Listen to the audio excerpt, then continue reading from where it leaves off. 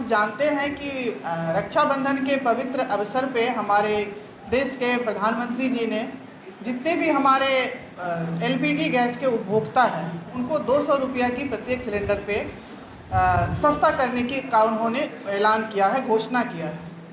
तो आप जानते हैं जो 33 करोड़ हमारी जो है बहनें यहाँ पे हैं जो एलपीजी कनेक्शनधारी हैं पूरे देश में, बहन भाई जो भी है परिवार है 33 करोड़, और उसमें से सभी को 200 रुपया का जो है वो रिबेट देने की बात हुई है, मूल्य सस्ता करने की बात हुई है।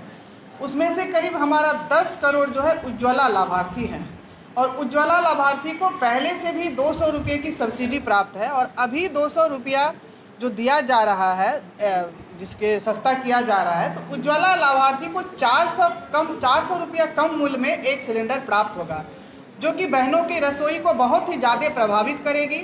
और 400 रुपया मूल्य कम होने से हमारी जो पूरे देश की बहनें हैं वो निश्चित रूप से थोड़ी सी अपने रसोई में को रिलैक्स वे में थोड़ी सी अच्छी तरह से उसको संचालित कर पाएगी। जैसा कि आप जान रहे हैं कि 2014 में जब हमारे प्रधानमंत्री जी नरेंद्र मोदी जी प्रधानमंत्री बने थे, उससे पहले सिर्फ 14.5 करोड़ एलपीजी उपभोक्ता देश में थी, और आज के तारीख में 33 करोड़ एलपीजी उपभोक्ता हैं। और दूसरा जो महत्वपूर्ण घोषणा उन्होंने किया है कि जो बचे हुए परिवार हैं उनको 75 लाख नए उज्ज्वला कनेक्शन देने की भी उन्होंने बात की है। जैसे किसी घर में पहले एक माँ थी और उनके बेटा की शादी हो गई तो 2 परिवार हो गया, तो ऐसे जो नए परिवार हैं उनको 75 लाख जो उज्ज्वला कनेक्शन है वो देने की बात की गई है। तीसरी बात मैं कहना चाहूँगी, जो एक तरफ हमारे प्रधानमंत्री जी देश में बहनों को रक्षाबंधन पे 200 रुपया गैस सिलेंडर में मूल्य कम करके उपहार दे रहे हैं, और एक तरफ हमारी जो सरकार है बिहार की वो रक्षाबंधन की छुट्टी तक को काट रहे हैं। हम जितने हिंदू धर्म को मानने वाले लोग हैं, छठ मनाते हैं, दिवाली मनाते हैं, दशहरा मनाते हैं, और हम सभी बहनों के लिए रक्षाबंधन तो बहुत ही महत्वपूर्ण पर्व होता है। कहीं से कहीं मायके ससुराल से हमारी बहनें दूर दराज से आती है अपने भाई को राखी बांधने के लिए, और उस छुट्टी को हमारी सरकार ने निरस्त कर दिया है, काट लिया है। तो ये बहुत ही दुखद है। 200 रुपया गैस कम करने के लिए हम तमाम महिला मोर्चा की बहनें, पूरे बिहार की बहनों की ओर से प्रधानमंत्री जी का आभार व्यक्त करते हैं, उनकी चिरंजीवी होने की हम लोग कामना करते हैं, और उनको कोटि सा धन्यवाद देते हैं कि आपने रक्षाबंधन के अवसर पर हम बहनों को इतने बड़े तोहफा देके हम लोगों को बहुत ही बड़ा हमारे ऊपर उपकार किया है, और बहुत ही बड़े एक तोहफे के रूप में दिया है। हम लोग आपके आभारी हैं, आपको हृदय से धन्यवाद करते हैं। कोई प्रश्न है तो आप पूछ सकते हैं। मैडम, विपक्षी का कहना है ये सब्सिडी चुनावी मुद्दा है या फिर कुछ और है? देखिए, अगर चुनावी मुद्दा है तो वो बिहार सरकार जो देती है सब्सिडी उसको काट दे, वो भी इस मुद्दा का लाभ उठा ले, तो हमारी बहनें तो डबल लाभान्वित हो जाएंगी। मुझे तो अपनी बहनों को फ़ायदा पहुँचाने से मतलब है। अगर हमारे प्रधानमंत्री जी 200 रुपया कम किए हैं तो जो राज्य सरकार की जो टैक्स है उसको रिबेट कर दे, तो हमारी बहनें वो भी चुनावी मुद्दा का लाभ उठा लें।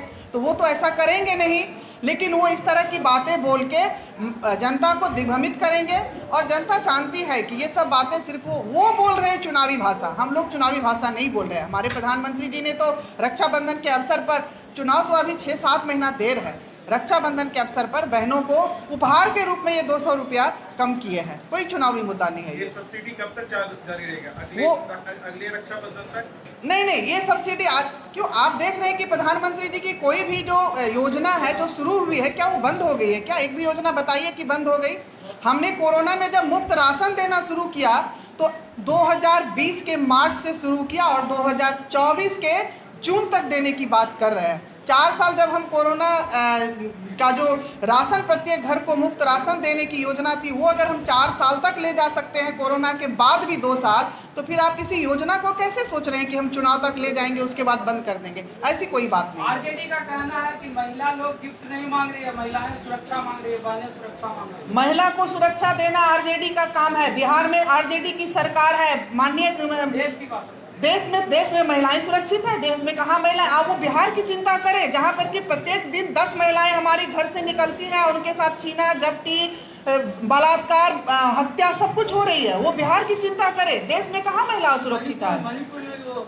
आप एक मणिपुर की बात ना करें। मणिपुर में हमारे प्रधानमंत्री जी ने उस पर बहुत ही गंभीरता पूर्वक चर्चा सभी के प्रेस में आप लोगों के समक्ष किया। दूसरी बात, हमारे गृह राज्य मंत्री वहां जाके 22 दिन रुके थे। हमारे गृह मंत्री अमित शाह जी वहां पे जाके 5 दिनों तक सब कुछ को देखा है। और वो मणिपुर की, आप राजस्थान की बात उनसे पूछिए, उनको बंगाल की बात पूछिए जो कि बहनों को बलात्कार करके जला दिया जाता है, उन विषय पे उनसे चर्चा करिए। बिहार की बहनों की बात करिए कि आप देख रहे हैं कि आए दिन 7 महीने की बच्ची हो या फिर एक जवान लड़की हो या कोई भी महिला, उनके साथ किस तरह का हो रहा है बर्ताव। चलती गाड़ी में जो निर्भया कांड हुआ था, उस तरह की घटनाएं हमारे समस्तीपुर में हो रही है। बिहार की ऐसी दुर्गति कभी नहीं थी जो आज दुर्गति है। तो इन सब विषयों पे चर्चा होना चाहिए। वो मणिपुर बोल के अपने सभी मुद्दों से ध्यान भटकाना चाहते हैं, जबकि ऐसा कुछ नहीं है। हमारे प्रधानमंत्री जी मणिपुर के प्रति बहुत ही गंभीर है, बहुत ही संवेदनशील है, उस पर पूरी जांच चल रही है। जो भी उसमें गुनाहगार है उनको पूरी सजा देने की महिला खिलाड़ी भी तो आरोप लगा रही है। देखिए, महिला खिलाड़ी की सारा मामला है वो कोर्ट में है, सारा मामला पे जांच चल रही है। जो दोषी होंगे उनको निश्चित रूप से सजा दी जाएगी। कोर्ट अपना काम कर रही है, न्याय प्रणाली है, न्याय प्रणाली से बढ़ के हम लोग कोई नहीं है। कानून अपने काम कर रही है, कानून में जो भी दोषी होंगे उनको सजा दी जाएगी। बहुत धन्यवाद आप सबको।